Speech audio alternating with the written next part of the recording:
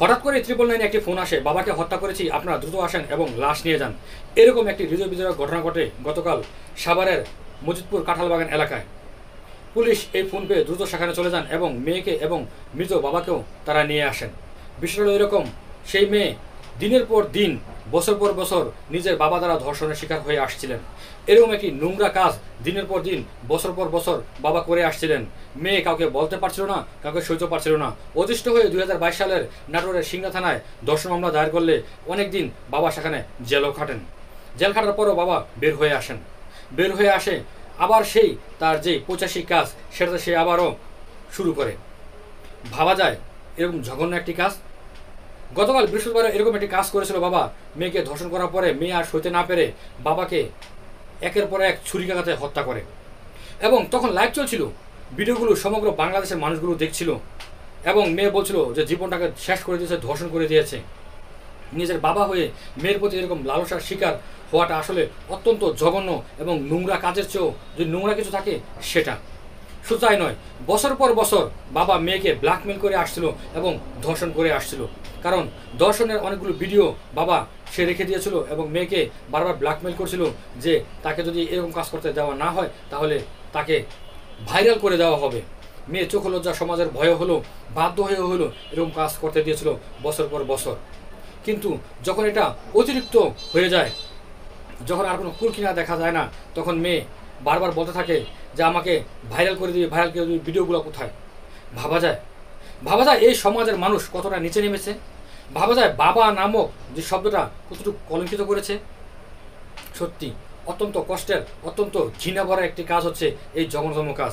পৃথিবীতে সবচেয়ে পবিত্র এবং সবচেয়ে আস্থাভাজন যেই কথাটা, সেটা হলো বাবা।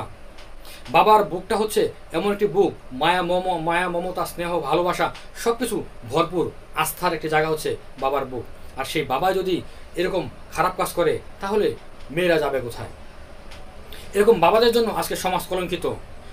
এখন দেখা যায় এরকম কাজগুলো কেন হচ্ছে, চলুন একটু বিশ্লেষণ করি। দেখুন, বর্তমান এই সোশ্যাল মিডিয়া প্ল্যাটফর্ম যুগগুলোতে অত্যন্ত খারাপ কাজগুলো হচ্ছে। অশ্লীল কন্টেন্ট তৈরি হচ্ছে। বাংলাদেশ, ভারত সহ বিভিন্ন দেশে দেখা যাচ্ছে নিজের বাবা মেয়ে, মা ছেলে এবং সেই সাথে মামি ভাগনা, এরকম অনেকগুলো কন্টেন্ট, তারা আজে বাজে কন্টেন্টগুলো তৈরি করছে, যেগুলো দেখে মানুষের মস্তিষ্ক বিকৃত হয়ে যাচ্ছে।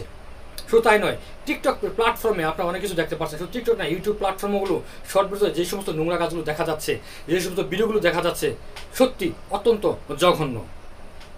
এখানে নিজের মেয়ে নিজের মাকে হাইলাইটস করছে বিভিন্ন অশ্লীল নৃত্য করতে, নিজের মা নিজের মেয়েকে সকলের সামনে উন্মুখ করে দিচ্ছে অশ্লীল পোশাকে নিজেকে ভাইরাল করার জন্য, বাবা মেয়েকে ভাইরাল করার জন্য এখানে দিয়ে দিচ্ছে। এরকমভাবে চলছে। হ্যাঁ, এটি বিনোদনের প্ল্যাটফর্ম হলো, এগুলো এখন বিনোদনের প্ল্যাটফর্ম না, এগুলো অশ্লীলতায় ভরে গেছে। আর এগুলো দেখে কিন্তু কিছু মানুষের মস্তিষ্ক বিকৃত হয়ে যায়।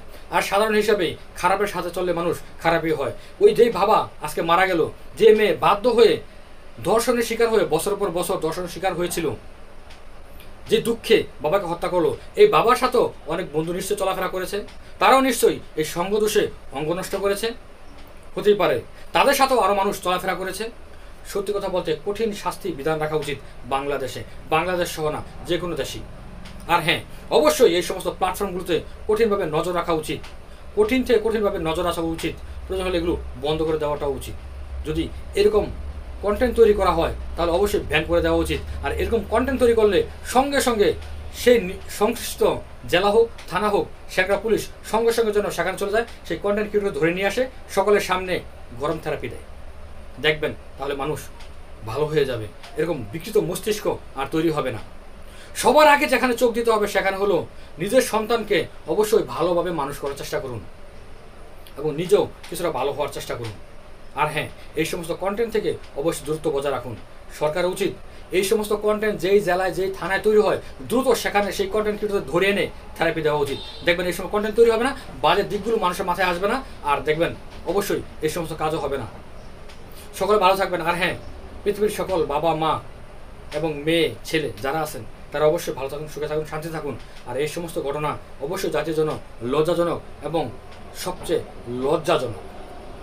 আল্লাহ হাফেজ।